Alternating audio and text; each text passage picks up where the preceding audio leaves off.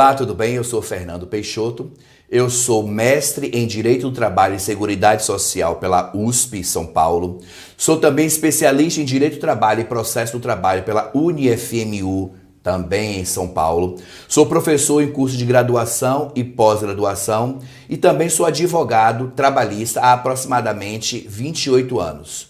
E eu queria nesse momento aqui agradecer ao convite da Comissão de Cultura e Evento da OAB no estado de São Paulo, na pessoa do Dr. Alexandre Rolo, para participar desse evento, desse projeto sensacional chamado Cultura com Você, ok? E aqui hoje nós vamos conversar sobre os impactos do isolamento social nas relações de trabalho. A gente sabe que durante esse período de isolamento social, muitas discussões estão sendo travadas, né? Seja no âmbito contratual, seja no âmbito consumerista e principalmente no que tange as relações de trabalho. Eu acho que, na minha opinião, principalmente no que tange as relações de trabalho. Porque muitas empresas estão fechadas, muitas empresas não estão faturando e os empregados, muitos deles não estão ou não estavam recebendo salário. E o que fazer diante dessa situação?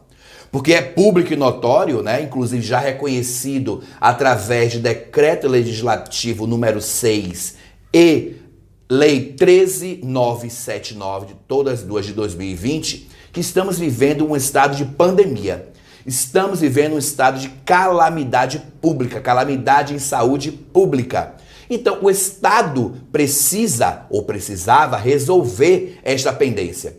Foi aí que o Estado, através do nosso Poder Executivo, do presidente, editou algumas medidas provisórias. E só por curiosidade, hoje já temos em média assim, em torno de umas 6 a 7 medidas provisórias que tratam da relação de emprego, para a gente perceber o quão importante é a relação de trabalho em momento de pandemia, principalmente no âmbito da nossa sociedade, né? Então, a primeira MP que eu queria falar aqui com você é a MP 927. A MP 927, ela traz lá alternativas de trabalho para enfrentamento do estado de calamidade pública, de saúde, de importância internacional decorrente do coronavírus. Ou seja, o próprio Estado já reconhece que estamos vivendo um momento de calamidade pública. É uma pandemia e o Estado precisa sim intervir nessa relação. Aliás, aqui eu queria fazer só um parêntese. Não só o Estado, tá? Essa inserção tem que ser tripartite, ou seja, Estado, empregadores e empregados, ok? Tem que haver um envolvimento de toda a sociedade para que a gente possa passar por esta pandemia sem grandes prejuízos aos trabalhadores ou aos empregadores, ok? Então, essa AMP 927, ela traz lá algumas medidas para o enfrentamento econômico da pandemia, né? Nós sabemos que muitas empresas, inclusive, estão fechando. Muitas empresas estão com portas baixas, né? Exceto aquelas empresas que foram consideradas pelo Estado como atividades essenciais. Supermercado, posto de gasolina, farmácia, mas outras, e os prestadores de serviço, né? Então, a MP 927 traz lá algumas medidas, como, por exemplo, o teletrabalho, a possibilidade de antecipação de férias individuais, a concessão de férias coletivas, o aproveitamento e antecipação de feriados, exceto feriados religiosos que não poderão ser alterados, banco de horas e a polêmica suspensão de trabalho sem pagamento de salário, né? Essas foram algumas medidas propostas pelo Estado para enfrentamento dessa pandemia. Agora, senhoras e senhores, algumas dessas medidas já eram previstas na nossa CLT, né? Por exemplo, a concessão de férias coletivas. A MP apenas repetiu aquilo que já era permitido lá na CLT, né? Se o empregador estiver passando por situações de dificuldade, ele pode também conceder férias coletivas, né? Outra situação que também já era prevista no nosso ordenamento, a concessão ou a possibilidade de elaboração de banco de horas, né? O banco de horas, após inclusive a reforma trabalhista, não vou discutir a questão de constitucionalidade ou não. Já se permitia, inclusive, a elaboração de banco de horas de acordo individual entre empregado e empregador, né? Se este banco de horas tivesse um prazo máximo de 6 meses, ok? Para a compensação dessa jornada. Agora, outra possibilidade também prevista na nossa CLT está lá no artigo 476A, que é a suspensão do contrato de trabalho. Só que lá, através de acordo coletivo e com pagamento de salário através do FAT, Fundo de Amparo ao Trabalhador. Já na nossa MP 927, foi previsto o quê? Que a suspensão das atividades também viriam com suspensão de salário. Mas nós já sabemos, inclusive, que esse artigo 18 da MP 927 foi revogado logo em seguida, no dia seguinte, pela MP 928, ok? Então a MP 928 revogou essa condição prevista no artigo 18 da MP 927. Beleza? Então, não há falar-se em suspensão de salário, em suspensão de contrato de trabalho sem pagamento de salário. Em que pese, eu já tomei conhecimento de algumas empresas, inclusive grandes empresas, que vêm adotando essa medida. Ou seja, afastando o empregado, dando a ele uma licença não remunerada. Bem, aí são discussões judiciais que nós não vamos adentrar. E, aliás, com a devida máxima vênia e respeito aos colegas que pensem em contrário.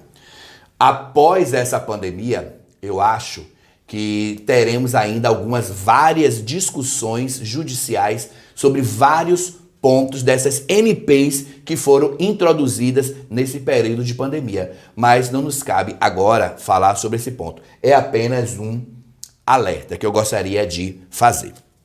Ok?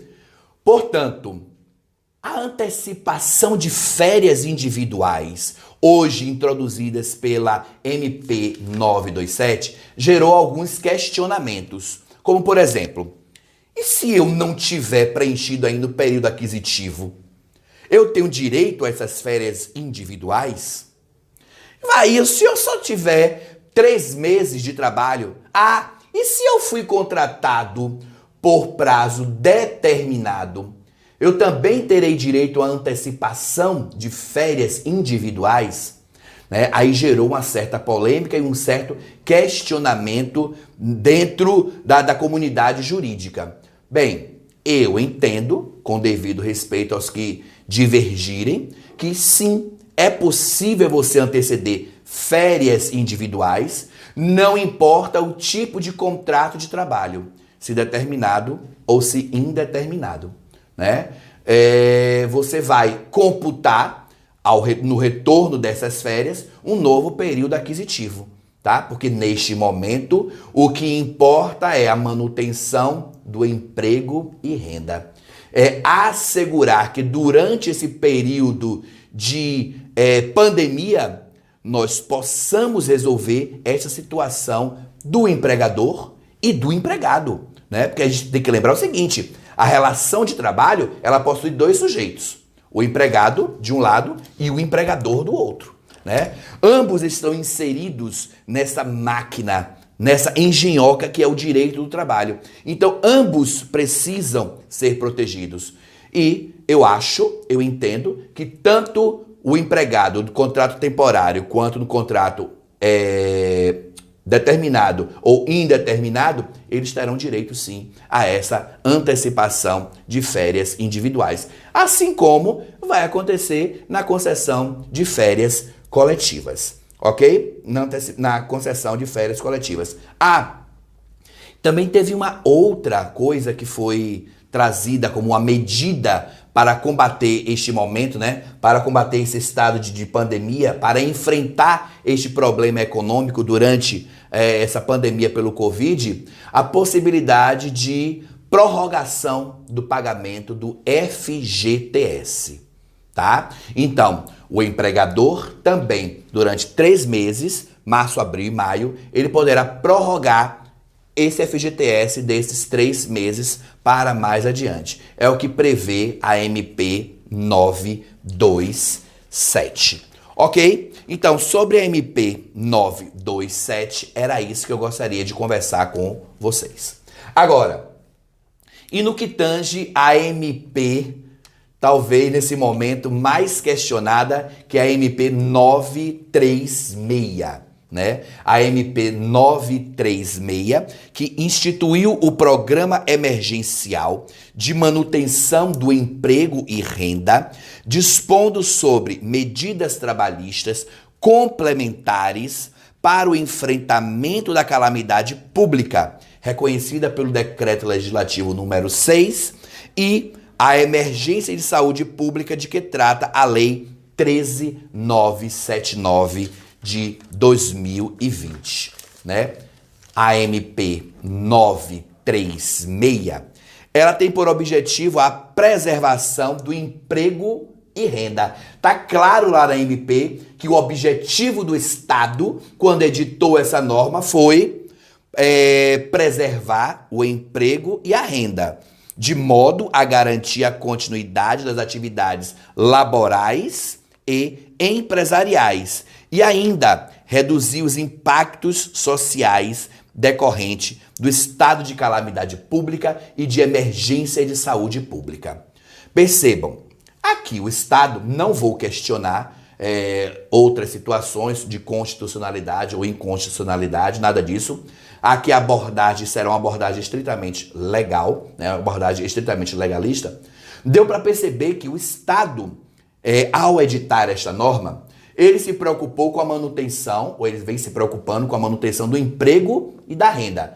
Não estou falando de efetividade ou não, ok? Se é efetiva ou não a medida tomada pelo Estado, nós não vamos discutir aqui. Não vou entrar nesta seara de discussão. Apenas eu quero deixar para vocês claro o seguinte: é o Estado intervindo nessa relação.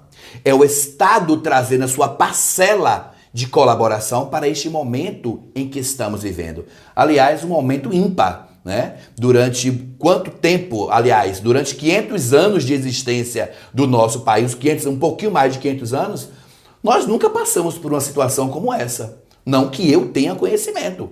Então, o Estado está aqui, de uma certa forma, intervindo nessa relação e trazendo algumas regrinhas. Se são boas ou não, senhoras e senhores, eu não vou discutir aqui, tá? Aí deixamos o juízo de valor de cada um de vocês que está assistindo a esse bate-papo, a essa palestra, tá? O juízo de valor, cada um de nós é que vamos fazer. Mas o Estado está intervindo, está criando regras, entendendo ele como forma de preservação do emprego e renda. E, além de tudo, garantir a continuidade das atividades laborais e empresariais.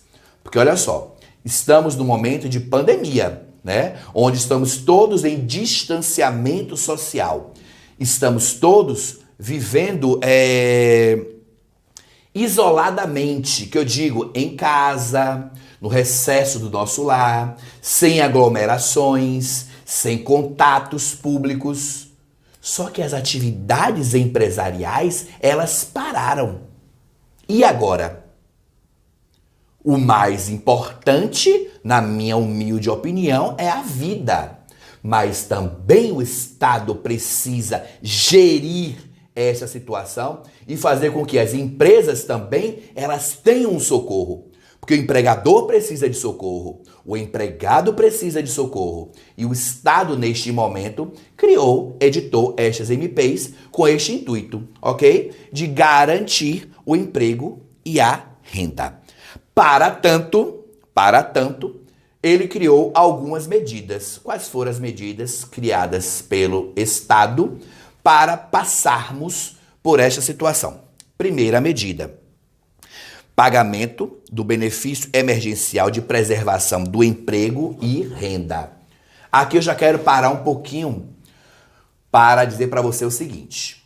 Eu tenho ouvido muita gente falar que este programa de benefício emergencial de preservação de emprego e renda é o pagamento do seguro-desemprego. Pessoal, não tem relação.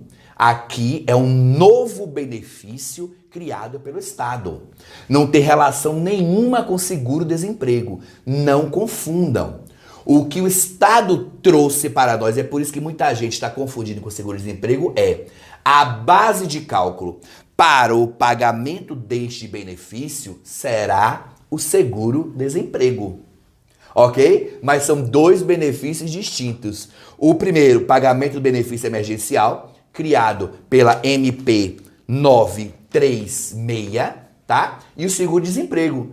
Tanto assim é verdade que a própria MP diz que se após passar esse período de calamidade, este empregado vier a ser demitido, ok? E ele preencher os requisitos para recebimento do seguro-desemprego, ele receberá.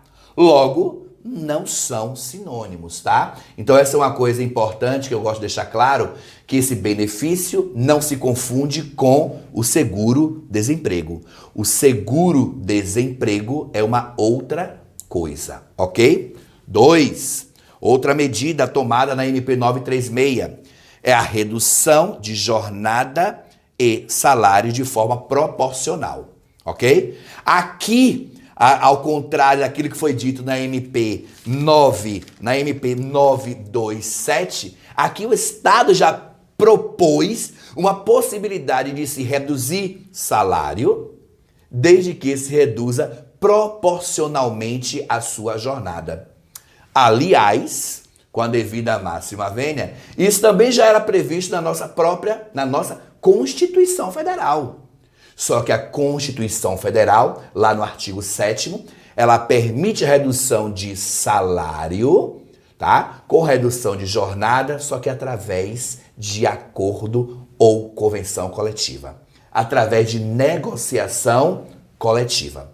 E aqui, nessa MP, na 936, possibilitou tal redução de salário e jornada através de acordo individual, tá? Segura um pouquinho que a gente vai falar sobre isso. E ainda, a terceira possibilidade, a terceira medida, que foi a suspensão temporária do contrato de trabalho. A suspensão temporária do contrato de trabalho. Aqui é a possibilidade do empregador suspender toda a atividade, tá? E o Estado aqui assumirá o pagamento do valor do salário. Atenção, observando-se o teto do seguro-desemprego. Observando-se a base de cálculo do seguro-desemprego. Ok? Aqui também, essa suspensão temporária do contrato de trabalho também já era prevista lá na CLT, através do artigo 476A. Tá? O artigo 476A também já previa essa possibilidade de suspensão do contrato de trabalho. Só que lá no 476A da CLT é permitido através de acordo ou convenção coletiva, tá? Aqui é o problema. E outra coisa, lá o empregado receberá uma ajuda compensatória pelo empregador, opcional, e ainda o pagamento pelo FAT do seu salário, de acordo com o que for negociado, ok? Agora, o maior problema desta MP, da 936, é: eu posso, através de acordo individual, aquele celebrado entre empregado e empregador, reduzir salário e jornada? Eu posso suspender o contrato de trabalho temporariamente através de acordo individual? Bem, foi discutindo a constitucionalidade de alguns dispositivos da MP 936, que o partido Rede Sustentabilidade, ele ingressou com um ADI, né, ação direta de inconstitucionalidade, número 6363. E através de medida cautelar, ele pediu a suspensão da aplicação desses dispositivos, ou seja, a impossibilidade de se negociar individualmente, tá? Essa medida cautelar, esse ADI, foi distribuído para o ministro, o doutor Ricardo Lewandowski, que recentemente, em decisão liminar, ele entendeu o seguinte, inclusive reiterado nos seus embargos, ele entendeu o seguinte: é possível, sim, negociar de forma individual. Ele deu interpretação aos dispositivos da MP de acordo com a Constituição Federal e disse: é possível, sim, negociar de forma individual. Agora, você precisa comunicar ao sindicato, vírgula. Aqui, meus amigos e minhas amigas, a própria MP 936 já previa essa possibilidade de que, uma vez firmado o acordo individual, este deveria ser levado ao sindicato, levado ao conhecimento do sindicato pelo prazo de 10 dias. Só que lá não previa nenhum tipo de sanção, nada, não dizia nada, apenas que deveria levar ao sindicato. Agora, né, o STF, na pessoa do ministro Lewandowski, entendeu o seguinte: comunica-se ao sindicato, dentro deste prazo, dos 10 dias, tá? Após elaborado o acordo individual, eu comunico ao sindicato da categoria. Beleza. Este sindicato terá um prazo para propor ou para fazer uma nova negociação. Agora, uma negociação coletiva. Ok? O acordo individual, portanto, será válido enquanto não houver nenhum tipo de negociação coletiva. Se houver negociação coletiva e esta for mais benéfica, aí a gente aplica aquele princípio do direito do trabalho que todos nós já conhecemos. A aplicação da regra, da norma mais favorável. Logo, aplica-se aquilo que foi negociado coletivamente, se foi mais benéfico. Agora, e no silêncio do sindicato? E se o sindicato nada disser no prazo legal? Bem, aí, se o sindicato nada disser, aquele acordo ele será convalidado. Ou seja, no silêncio do sindicato prevalece o acordo. Ok? Mas atenção, hoje, neste momento em que eu estou gravando essa palestra para você, ainda não teve decisão de plenário, tá? Porque o ministro levou essa discussão a plenário, que começou a discutir no dia 16 de abril, tá? Mas ainda não finalizou. A sessão foi suspensa. A gente pode ter algum tipo de... Perdão. A gente pode ter algum tipo de mudança vindo por aí. Mas até então, continua nesta situação. O acordo individual previsto na MP 936 é válido? Sim, é válido. Agora, ao firmar o acordo, o empregador deverá comunicar ao sindicato da categoria, que terá um prazo, tá? Que terá um prazo. Dentro deste prazo, se ele se manifestar e iniciar uma negociação, olha só, o acordo que foi firmado individualmente continua valendo, até que a negociação coletiva ela se finde. Até que a negociação coletiva ela chegue ao seu final, ao seu termo final. E se esta for mais benéfica, ela substitui o acordo individual. Ok? Mas no silêncio do sindicato, após comunicado do acordo individual, e ele nada disser, o que acontece? Esse acordo individual, ele permanece válido. No silêncio, prevalece o acordo individual celebrado. Beleza? Agora, para a gente ir encerrando esse nosso bate-papo, uma coisa que tem acontecido e que alguns colegas, alguns alunos, ex-alunos têm trazido para mim essa situação real, da vida real. Tem alguns sindicatos que estão cobrando para analisar o acordo e para negociar. Isto é possível? Não. Tá? O sindicato que está fazendo isso está violando a liberdade sindical, artigo 8º da nossa Constituição Federal, e violando também convenções internacionais, a Convenção número 98 da OIT. Portanto, sindicato ele não pode cobrar para negociar. Cuidado com isso. Vamos observar os dispositivos constitucionais e neste momento, onde todos nós precisamos agir de forma solidária, de forma coletiva, vamos ajudar uns aos outros. Vamos entender que hoje a participação da sociedade é muito importante. O sindicato precisa, sim, ingerir nesta relação. Porque cabe ao sindicato, segundo previsão constitucional, as negociações coletivas.